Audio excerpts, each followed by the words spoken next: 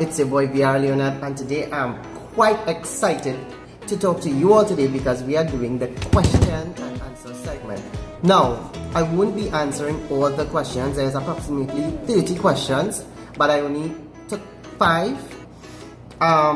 Later on I can answer more questions, but the questions I choose today are quite simple, but the responses are in depth, and I don't want to bore you all with like answering 30 questions. Maybe the next video will be like a 30-second rule where they just ask off the back foot some random question and I answer as best as I can in the shortest space of time within 30 seconds or 1 minute.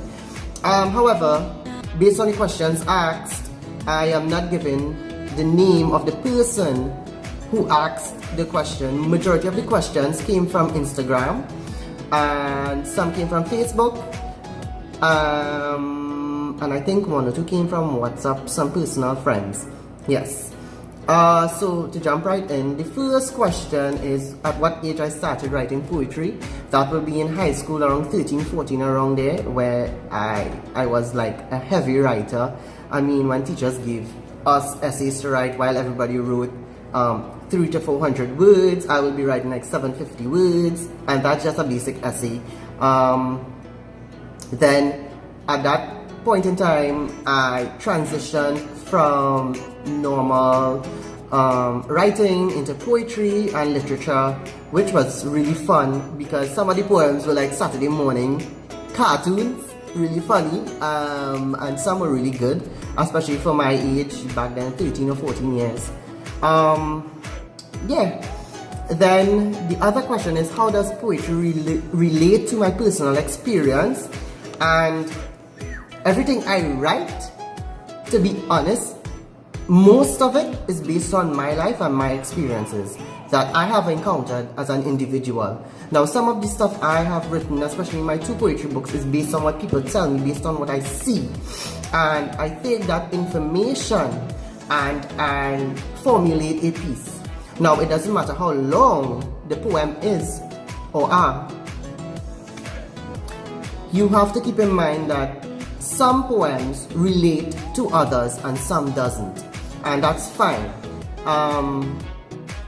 Most of my poems, I think, in book 2, because book 1 is basically quotes, and the second book is a combination of poems and quotes, and the poems in that book is how I grew up, what I saw, what I understood as an individual, and then I translated it. It took me a while, a really long time to master that skill where, you know, you can write something so long but break it down into maybe 5 stanzas, 4 stanzas, maybe 6. It doesn't matter the length of a poem, as long as it relates to someone and they understand what is there. That is what makes a very effective poem. Even a book or an essay, you must have the plot, the peak, and the resolution in order to make that a very, very effective story or book. The same goes for poetry. Some poetry are very open-ended, and keep that in mind. They leave you wondering like, okay, what is next?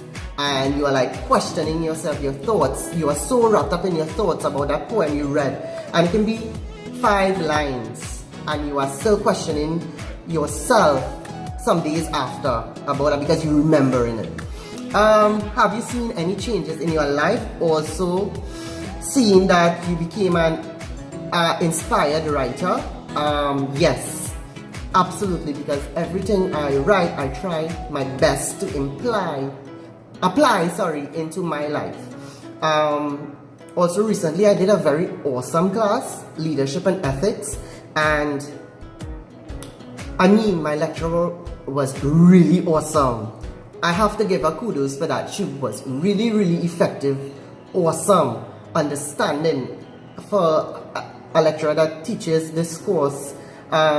She have really good knowledge, and what she did, I introduced her to my book, and she was like, for someone your age, everything you write you should apply to your life before sending it out there. And she said, this class is going to show you how to do that. And believe it or not, I told her straight off, I said, Miss, something I learned, I don't want to wait later down the road to do it. I want to do it now. I want to apply these changes to my life now. And 15 weeks were the entire course for that specific class. And it was really effective because I learned how to channel my energy. Sometimes when I get annoyed, what to do, how to do it, how to approach people. Sometimes, people will trip me off or do something stupid and I will just watch them. I'll get quiet, I'll have nothing to say. And then I'm a person who don't like to repeat myself often. So one thing she taught me is, you know what, if you have to repeat it 199 times, go right ahead. Say it without haste. Just be calm, be cool, be normal, and I was like, cool.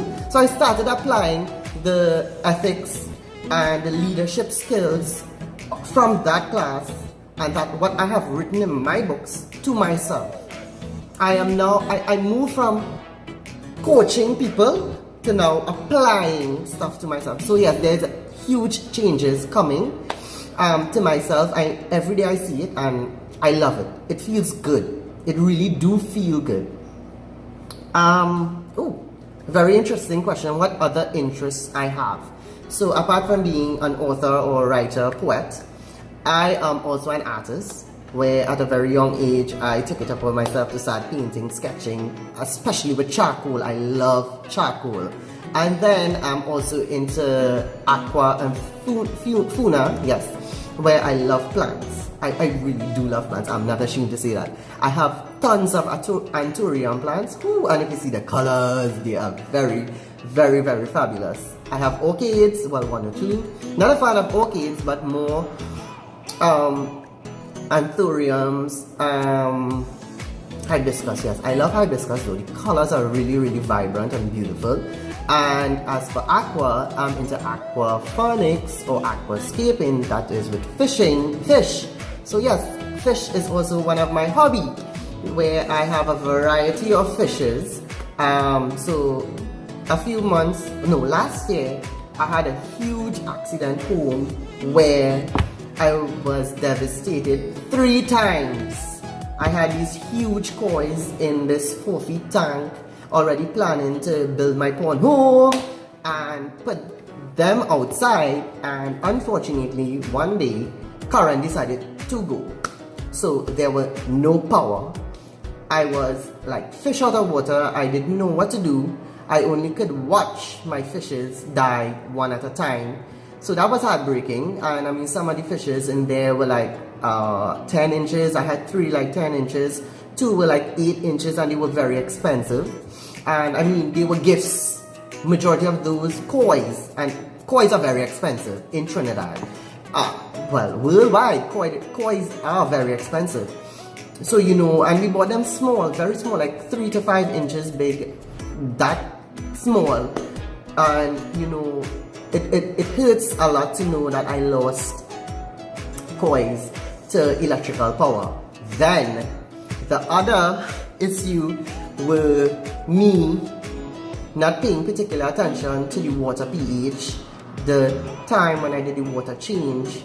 And this time, after losing so many kois, I came back now, started back from scratch, and then the pH were off balance, the kois started to die, I was devastated again, I cried. I'm not lying, this was last year, I literally cried. And those kois were also gifts. So if I go with my friend or my sister and I'll be like, oh my god, I love that koi, I wish I had finances for that koi. Some of my koi is like $300 and it's this big, and they will be like, alright, let's buy. And I had the colors, the platinum white, the black, the pure black. I had kahakus, I had sankis, and whoa, I just didn't know what to do. I left it. I swallowed my pride because I know it was my fault to blame, because the temperature were off, the pH were off, and it was all my fault. So we lost all those kois again. 1 or 2 remained. And then the third time, my gosh, I blame myself for that because this time we had bigger kois. And woo, I saw these pretty stones, glass beads, thinking, you know, my aquarium is going to pop. That didn't happen. Within 1 week, and it was dry weather here, the place was so heated that the glass beads got hot. The water got hotter. The filter started to malfunction because of the heat of the water, and it pushing through the filter bags caused a whole relapse of my aquarium where every koi that we ever bought, poof, died. Down to my shark, my iridescent shark died. Down to the goldfishes even died, and I was shocked. And the kois this time around were a little more expensive because we had more of the, I had more of the, what do you call it, the expensive ones, the names, Sankey, Kohaku, Gosanki, Platinums, and the Platinums were actually butterfly, the black one were butterfly. So you know, I lost there. Then after that relapse, I gave the tank a rest, and I said I'm going to give it a rest, but I couldn't. I'm not going to lie. Right there and then, after I cleaned the tank, I went back, and this time I went into cichlids. And guess what? I have like a whole cichlid family. So I have. Believe it. And even though, apart from cichlids, I have some silver dollars, so I roll into the exotics. And they're very beautiful now. I even have iridescent shark. Iridescent shark and bala sharks now. I have loaches, and these fishes are like so small, and like I pay $60 for one. And imagine a cichlid this big, I paid like $120 for one. Yeah, fishes are very expensive. A very expensive hobby in Trinidad, worldwide, because you have to think about food, water, and the type of fish you're keeping, filtration, balance, all these things. You have to make sure your fishes are well kept in any tank or pond. As for my plants, oh my god, I think I have neglected them for a little while, but I already have plans to start back going and you know, engrossing more time with my plants because I love plants. I grew up loving plants. And the final question, what type of poetry appeals to me? The best type of poetry there is the real poetry, real life experience poetry, storytelling poetry.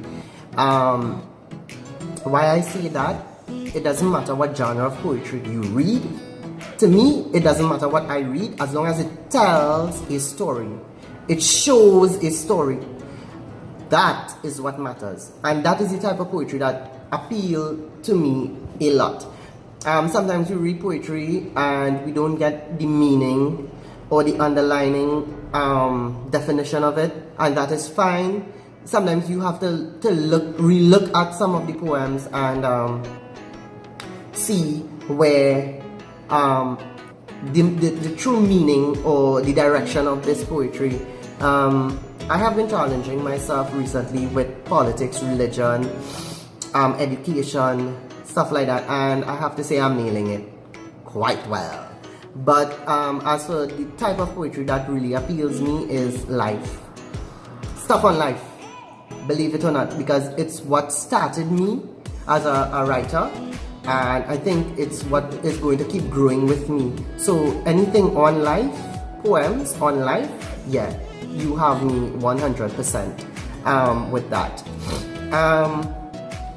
Also, you know, as a writer, it is very difficult because, you know, writers are very secluded and they don't boast or show themselves too often. They are very self-reserved. And I'm one of those where, you know, I try to balance myself as a writer where I have my friends, I go to limes and parties with them. I'm not lying, I love to party. And then we have the writing part of me where it's very, very quiet. I'm a very quiet person at home or even in public. Now, don't take it for granted that writers are stuck up. They are not. They are just reserved. they are very, very reserved individuals.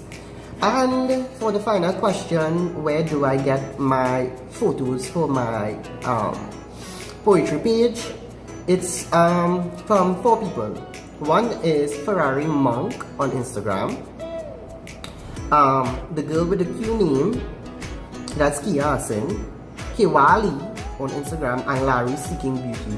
Those are the 4 people I use, and each 4 of them show a different side of visual arts and photography. They are really, really unique. Their photos sometimes captivate me.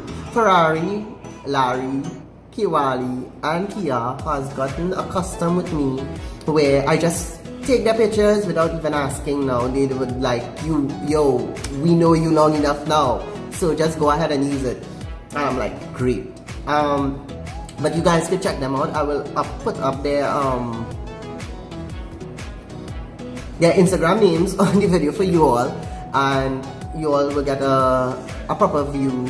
You all can check them out on Instagram. Kewali, Ferrari, well, Deruba actually, Larry, and Kia. They are really good. Kia, especially Kia and I, shares a lot in common in terms of art. Art and photography. Well, I'm not too much into photography, but Kia is into photography and art. You know, she's a really, really amazing artist, and I must give her that you know, when it was a little shock of me when she didn't knew that I could paint or do charcoal, and charcoal is one of my favorite stuff to sketch with. I'm currently working on a project. I just need some canvas at the point in time, because once I get the canvas, I can do what I need to do. So without ado, I hope you guys enjoyed those 6 questions. Maybe the next video will be a 1-minute segment where someone asks a random question, I answer it as fast as I can, and the more questions asked, the faster I answer. 1 minute. I think that's going to be much more fun. So guys, without further ado, please remember that I said, and I will always say, be the author of your life. You have the plot, you have the peak, and you have the resolution. And why I say you have the resolution? You get to write it, you get to tell it, and you get to show it. Keep doing that. Keep being you. And remember, everywhere you go, show love, give love. Live with love. That is humanity, and that is unity. I will keep repeating this throughout this year, because that is what I strongly believe in now. And don't forget to subscribe to our YouTube channel, VR Leonard, our Facebook at VR Leonard, also Twitter at VR Leonard Author, and Instagram VR Leonard Truthful Poet. So until next time, guys, I hope you guys did enjoy the video. Don't forget to subscribe, hit the thumbs up. Until next time, bye.